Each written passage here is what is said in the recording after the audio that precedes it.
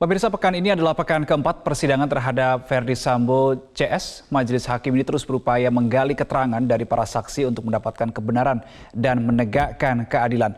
Terdakwa Verdi Sambo dan Putri Chandrawati hari ini kembali menjalani sidang dengan agenda pemeriksaan saksi.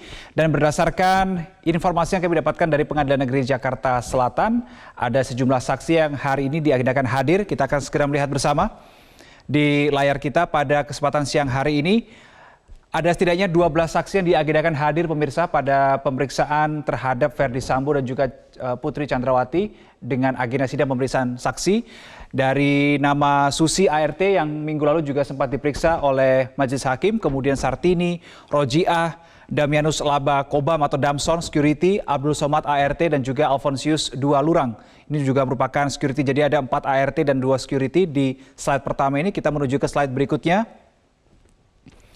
Kita masih terkait dengan saksi-saksi yang diperiksa hari ini. Yang pertama adalah Daryanto atau Kodir yang juga minggu lalu juga sempat dimintai keterangan dan juga sempat mendapatkan sentakan seperti itu ya dari jaksa penuntut umum, karena yang bersangkutan ini ketika dimintai keterangan oleh jaksa justru malah tertawa begitu.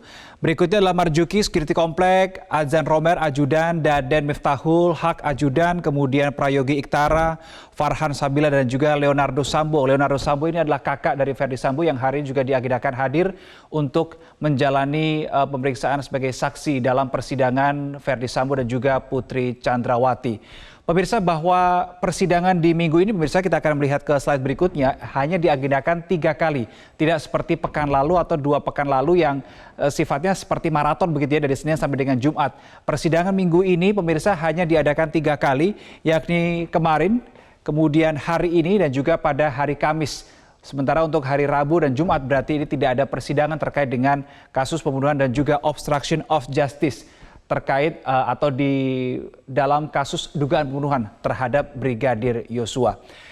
Memang belum ada fakta-fakta yang terungkap pemirsa di persidangan hari ini karena memang untuk audio persidangan sekali lagi di-mute begitu, tidak bisa dipertontonkan secara publik, secara live. Tapi kita akan mencoba menangkap lagi sejumlah fakta yang sebetulnya pada minggu lalu ini sudah terungkap di persidangan Sambo CS sekali lagi pada pekan lalu. Yang pertama adalah kebiasaan keluarga Sambo melakukan isolasi mandiri.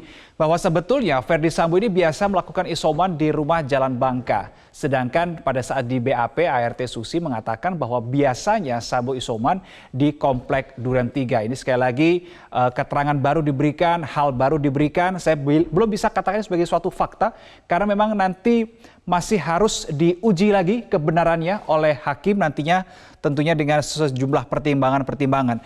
Berikutnya pemirsa, terkait dengan anak bungsu Sambo. Anak bungsu Sambo ini masih dari ART Susi yang semula mengatakan bahwa anak bungsu Sambo dan PC adalah anak kandung dari mereka berdua.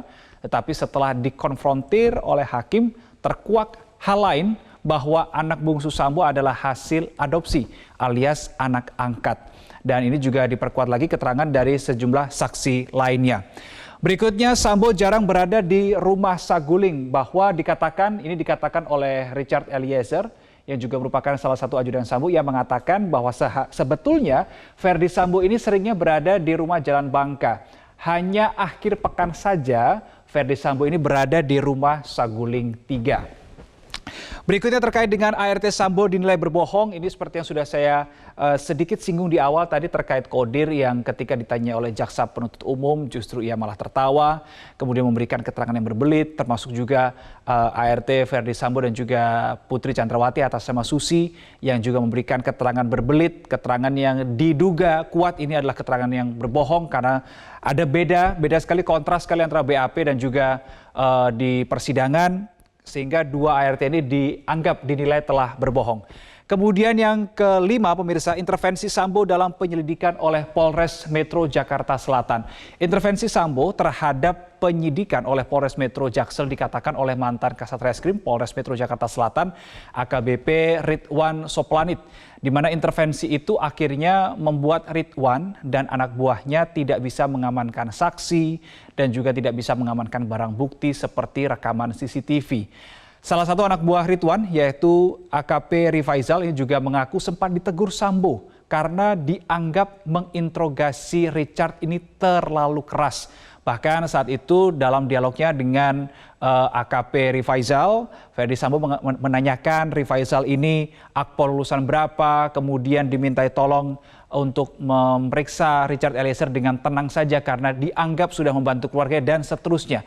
Itu adalah sejumlah keterangan, sejumlah saksi atau sejumlah fakta begitu ya yang terlontar di persidangan kemarin. Ini tentu menjadi tugas berat bagi hakim untuk memilih mana informasi yang benar, mana informasi yang salah, sehingga tentunya pertimbangan ini akan menjadi salah satu bahan pokok untuk menelurkan suatu keputusan yang tepat begitu. Berikutnya, kita tahu bahwa di minggu lalu Ferdy Sambo dan juga Putri Chandrawati ini juga sudah mengungkapkan permintaan maafnya. Kita menuju ke slide berikutnya teman-teman. Ketika berhadapan langsung dengan atau bertemu pertama kali dengan orang tua Brigadir Yosua Nofriansyah Yosua Huta Barat. Kedua terdakwa ini kompak memberikan permintaan maafnya. Ferdy Sambo mengatakan, Bapak dan Ibu Joshua, saya sangat memahami perasaan Bapak dan Ibu.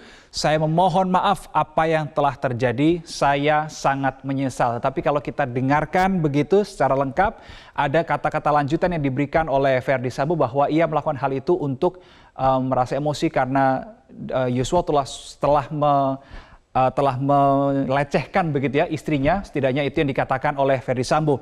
Berikutnya Putri Chandrawati juga mengungkapkan permintaan maaf yang berkata begini, dari kerendahan hati yang dalam saya mohon maaf untuk Ibunda Joshua beserta keluarga atas peristiwa ini. Tetapi menurut pakar mikroekspresi Mas Kirdi, beberapa waktu lalu saya sempat berbincang dengan dia bahwa ia mengatakan ia berharap besar bahwa permintaan maaf ini betul-betul permintaan maaf. Tetapi kalau dilihat dari segala sisi, dari mikroekspresi, ini bisa dimaknai, sangat sulit untuk dimaknai bahwa ini adalah permintaan yang sebenar-benarnya. Jangan sampai permintaan maaf ini hanya untuk mendapatkan empati dari pihak majelis hakim dan untuk juga bisa meringankan dari hukuman Ferdy Sambo dan Putri Chandrawati nantinya.